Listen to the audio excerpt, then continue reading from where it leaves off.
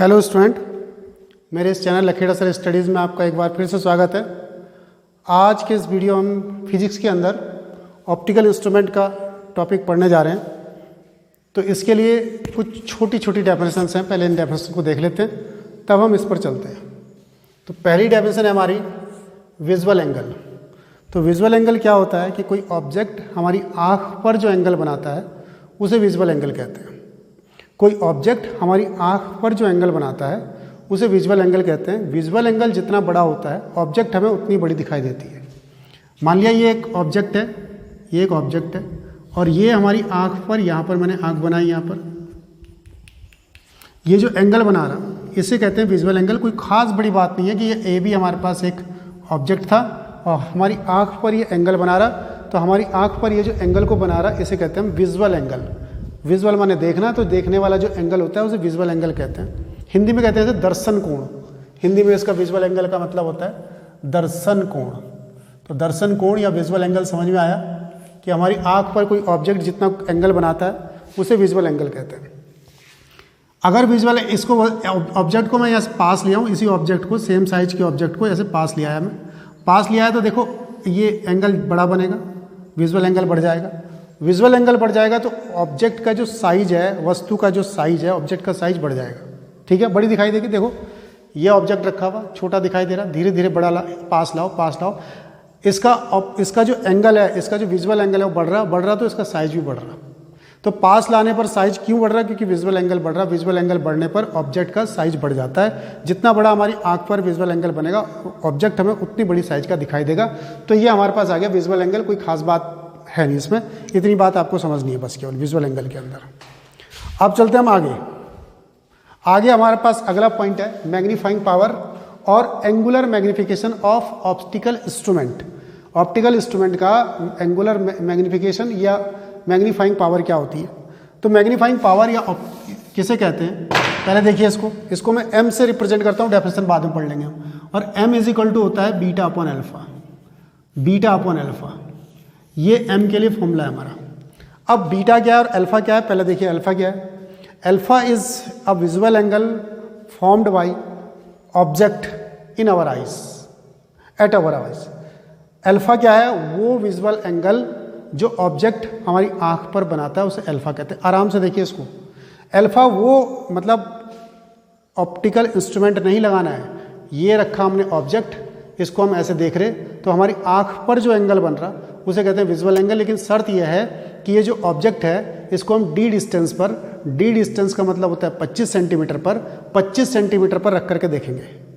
तो अल्फा क्या है? अल्फा इस ऑब्जेक्ट का हमारी आंख पर बना हुआ वो एंगल है जब हम इसको डी डिस्टेंस पर रख करके देखते हैं विदाउट एनी ऑप्टिकल इंस्ट्रूमेंट, बिना किसी ऑप्टिकल इंस्ट्रूमेंट का यूज किए डायरेक्ट ऑब्जेक्ट को देखते हैं, 25 सेंटीमीटर पर रख के देखते हैं। ऐसे देखिए अल्फा कौन सा एंगल है? अल्फा ये एंगल है कि ये ऑब्जेक्ट है और इसको हम यहाँ से देख रहे हैं विदाउट एनी ऑप्टिकल इंस्ट्रूमेंट, बिना किसी ऑप्टिकल इंस्ट्रूमेंट के, और 25 सेंटीमीटर की डिस्टेंस पर रख करके देखेंगे। इसको हम 25 सेंटीमीटर की डिस्टेंस पर रख करके देख रहे हैं ऑब्जेक्ट को, यानी कि डी है, इसे बोलते हैं D, least distance of distinct vision, इसको बोलते हैं हम डी को। तो अल्फा मैं अभी लिख दूंगा इसके बारे में कि अल्फा है क्या। तो अल्फा है हमारे पास, अल्फा ऑब्जेक्ट का हमारी आंख पर बना हुआ डायरेक्ट जो विजुअल एंगल है। तो विजुअल एंगल जो ऑब्जेक्ट हमारी आंख पर बनाता है डायरेक्ट, जबकि ऑब्जेक्ट को 25 सेंटीमीटर या डी डिस्टेंस पर रखते हैं। बीटा क्या है? बीटा है कि इमेज हमारी आंख पर जो विजुअल एंगल बनाएगी उसे कहेंगे हम बीटा। तो बीटा भी एंगल है, बीटा है विजुअल एंगल जो इमेज हमारी आंख पर बनाएगी। ध्यान से देखिए, तो इमेज कब हमारी आंख पर बना रही होंगी विजुअल एंगल? तो इमेज हमारी आंख पर एंगल तब बना रही होगी जब हमने ऑप्टिकल इंस्ट्रूमेंट यूज़ किया होगा। जब हमने ऑप्टिकल इंस्ट्रूमेंट यूज़ किया तब उस ऑप्टिकल इंस्ट्रूमेंट ने इमेज बनाया, उस इमेज ने हमारी आंख पर जो एंगल बनाया उसे कहते हैं बीटा। अल्फा और बीटा को ढंग से क्लियर हो जाओ। अल्फा वो एंगल है जो विदाउट ऑप्टिकल इंस्ट्रूमेंट हमारी आंख पर बनता है और जब ऑब्जेक्ट को डी डिस्टेंस पर रखते हैं। बीटा वो एंगल है जब हम ऑप्टिकल इंस्ट्रूमेंट को यूज़ करते हैं, ऑप्टिकल इंस्ट्रूमेंट उसका इमेज बनाता है ऑब्जेक्ट का, और ऑब्जेक्ट का इमेज बनने के बाद वो ऑब्जेक्ट हमारी आंख पर जो विजुअल एंगल बनाता है। तो अल्फा वो विजुअल एंगल जो विदाउट इंस्ट्रूमेंट हमारी आंख पर बनता है डायरेक्ट ऑब्जेक्ट के द्वारा, और बीटा वो एंगल जो ऑप्टिकल इंस्ट्रूमेंट से जो इमेज बनता है वो हमारी आंख पर बनाता है। तो इसको m is equal to beta upon alpha से रिप्रेजेंट करते हैं, where alpha is equal to, alpha क्या है, visual angle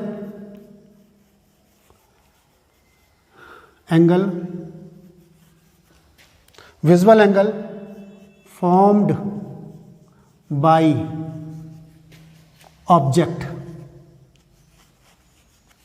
eight our eyes,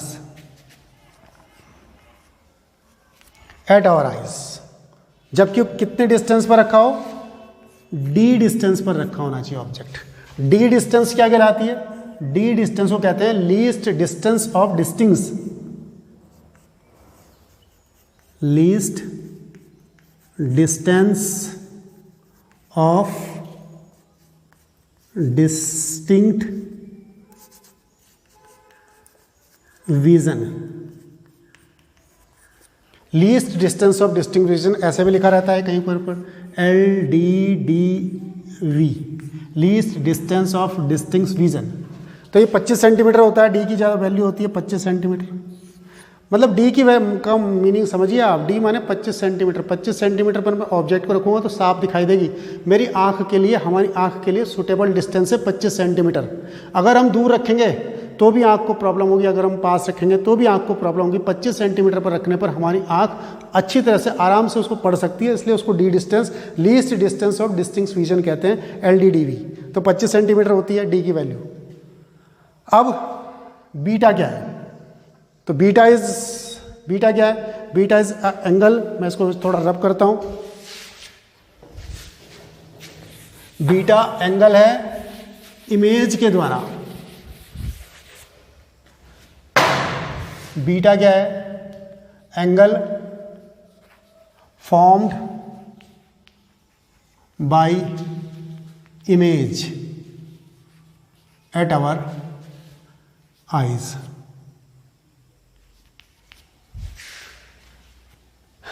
तो बीटा एंगल है जो इमेज बनाती है, अल्फा एंगल है जो डायरेक्ट ऑब्जेक्ट बनाता है डी डिस्टेंस पर रखने के बाद, उसे m कहते हैं, m is equal to beta upon alpha. अब इसकी डेफिनेशन देखिए, it is defined as the ratio visual angle subtended by image हमारी आंख पर जो एंगल बना रहा हो beta, to the visual angle subtended by the object हमारी आंख पर जो एंगल बना रहा, which is placed at D distance. तो उसके रेशियो क्या कहते हैं हम, मैग्नीफाइंग पावर, एंगुलर मैग्निफिकेशन ये कहते हैं।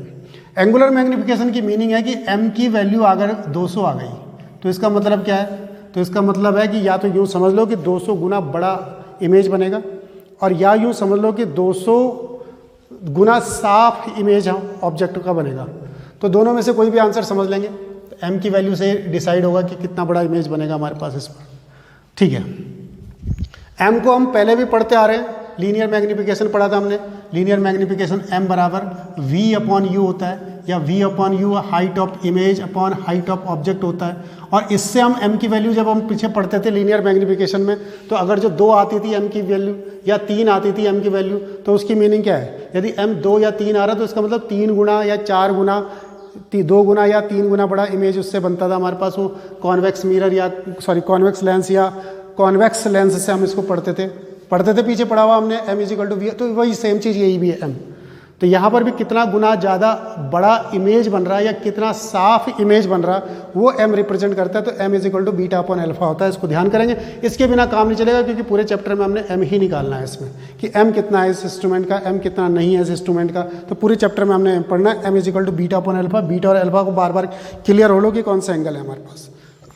अब चलते हैं हम आगे हम इसमें आज एक ऑप्टिकल इंस्ट्रूमेंट पढ़ते हैं, और वो ऑप्टिकल इंस्ट्रूमेंट है हमारे पास सिंपल माइक्रोस्कोप। तो ऑप्टिकल इंस्ट्रूमेंट जो हम आज पढ़ने जा रहे हैं वो है हमारे पास सिंपल माइक्रोस्कोप। तो चलिए, आज का हमारा ऑप्टिकल इंस्ट्रूमेंट है सिंपल माइक्रोस्कोप। तो सिंपल माइक्रोस्कोप क्या है? सिंपल माइक्रोस्कोप कुछ नहीं है, एक लेंस है, और ऐसे करके लेंस से हम ऐसे देखते हैं तो किसी चीज़ का बड़ा इमेज दिखाई देता है, तो वो लेंस कॉन्वेक्स लेंस की सहायता से हम बड़ा इमेज बना सकते हैं, मैग्नीफाइंग इमेज बना सकते हैं। और कब बनाते हैं? जब ऑब्जेक्ट उस कॉन्वेक्स लेंस के ऑप्टिकल सेंटर और फोकस के बीच में रखा हो। मेरे कहने का मतलब यह है, ये हमने एक कॉन्वेक्स लेंस लिया, ये कॉन्वेक्स लेंस लिया, ये इसका ऑप्टिकल सेंटर है, ये इसका एफ है, यहाँ लिखते थे हम 2f, यहाँ लिखते थे हम f डैश और यहाँ लिखते थे हम 2f डैश। तो जब इन दोनों के बीच में यहाँ पर हम ऑब्जेक्ट को रख देते थे, फोकस और ऑप्टिकल सेंटर के बीच में रख देते थे इसके, तो बड़ा मैग्नीफाइंग इमेज बनता है। तो वही तो हो गया इसका मैग्नीफाइंग पावर। मैग्नीफाइंग पावर क्या होगी कि बड़ा करके इमेज को बना करके दिखाना। तो चलिए दिखाते हैं। तो यहाँ से एक रेज जाती थी, हम जानते हैं पहला रेज कहाँ से होकर के जाती है, तो ये सेंटर से होकर के जाती है, फोकस से होकर के जाती है, और एक ये ऑप्टिकल सेंटर से जाएगी, और जो ऑप्टिकल सेंटर से जाएगी वो ऐसे आगे चली जाएगी। ये रेज आगे चल रही है, रेज आगे चल रही है। अब यदि मैं इनको पीछे मिलाऊँ, ये ऐसे करके पीछे मिलाऊँ कहीं, इस टाइप से मैं इनको पीछे लेके आऊँ, तो पीछे कहीं यहाँ पर मिल रही, तो ये इसका इमेज बन रहा और बड़ा इमेज बन रहा। देखिए ये हमारे पास ए और बी ऑब्जेक्ट है, और ए डैश बी डैश इसका इमेज है, तो बड़ा इमेज बन गया। हम यही कर रहे हैं, माइक्रोस्कोप यानी कि बड़ा इमेज बनाना हमने छोटी इसका, ठीक है। अब ये जो ऑप्टिकल इंस्ट्रूमेंट है, इस ऑप्टिकल इंस्ट्रूमेंट की सहायता से ये जो इमेज बना, ये इमेज हमारी आँख पर जो एंगल बनाता है, यानी कि ये एंगल क्या होगा? बीटा होगा। ये यहाँ पर जो एंगल बन रहा है, ये एंगल बीटा होगा, ये वाला, क्योंकि ये इमेज हमारी आँख पर, और ऑप्टिकल इंस्ट्रूमेंट का यूज़ करने के बाद जो इमेज बनता है हमारी आँख पर, जो एंगल बनाता है, जो विजुअल एंगल बनाता है, यहाँ पर हम आँख ले लेते हैं यहाँ पर, तो ये विजुअल एंगल जो हमारी आँख पर जो बन रहा है यहाँ पर, तो ये विजुअल एंगल हमारी आँख पर जो बनता है उसे कहते हैं बीटा। तो हमने बीटा दिखा दिया, ठीक। यहाँ से यहाँ तक की डिस्टेंस मैंने यू ले ली, ऑब्जेक्ट है इसलिए इसकी डिस्टेंस हमने यू ले ली, ये बीटा हो गया हमारे पास। अब बीटा तो हम इस ट्रेंगल का यूज़ करके निकाल लेंगे या इस ट्रेंगल का यूज़ करके निकाल लेंगे, लेकिन अल्फ़ा कहाँ से आएगा? मैंने क्या कहा था, अल्फ़ा कौन सा? ये अल्फ़ा के लिए हम अलग से यूज़ करते हैं कि ये हमने ऑब्जेक्ट लिया, ए बी ऑब्जेक्ट लिया, ये ए बी ऑब्जेक्ट, ये ए और ये बी, और कितनी डिस्टेंस पर रख करके देखना है? डी डिस्टेंस पर रख करके देखना है। ये पॉइंट हमने ओ डैश ले लिया। बात को समझ में आई कि नहीं आई? अल्फ़ा कौन सा एंगल है? विदाउट इंस्ट्रूमेंट के जो हमारी आँख पर एंगल बनता है उसे हम अल्फ़ा कहते हैं। तो विदाउट इंस्ट्रूमेंट के हमारी आँख पर जो एंगल बनता है इसको हम कहते हैं अल्फ़ा। और कितनी डिस्टेंस पर रख करके बोला था मैंने? डी डिस्टेंस पर रख करके देखिए आप आँख पर कितना बनता है यहाँ पर। और बीटा क्या होता है कि ऑप्टिकल इंस्ट्रूमेंट का यूज़ करके हमारी आँख पर जो एंगल बनता है वो बीटा। अब हमें चाहिए एम, तो एम के लिए फॉर्मूला क्या होता है? एम इज इक्वल टू क्या होता है? Beta upon alpha. इसका यूज़ करके हम इसको एम को निकालेंगे। तो पहले बीटा निकालना है या अल्फ़ा निकालना है, किसी को भी निकाल लो। अल्फ़ा के लिए हम इसका यूज़ करते हैं कि using triangle A O dash B, A O dash B triangle से यूज़ करते हैं। तो tan alpha is equal to alpha. Alpha क्यों लिखा? स्मॉल एंगल के लिए टेन अल्फ़ा की वैल्यू अल्फ़ा के बराबर होती है, या साइन अल्फ़ा की वैल्यू अल्फ़ा के बराबर होती है, या साइन थीटा की वैल्यू थीटा के बराबर होती है, या टेन थीटा की वैल्यू थीटा के बराबर होती है। ऐसे देखिए ना यहाँ पर ये हमारे पास ये आ गया हमारे पास, मान लिया थीटा। चलो तो टेन थीटा निकालिए।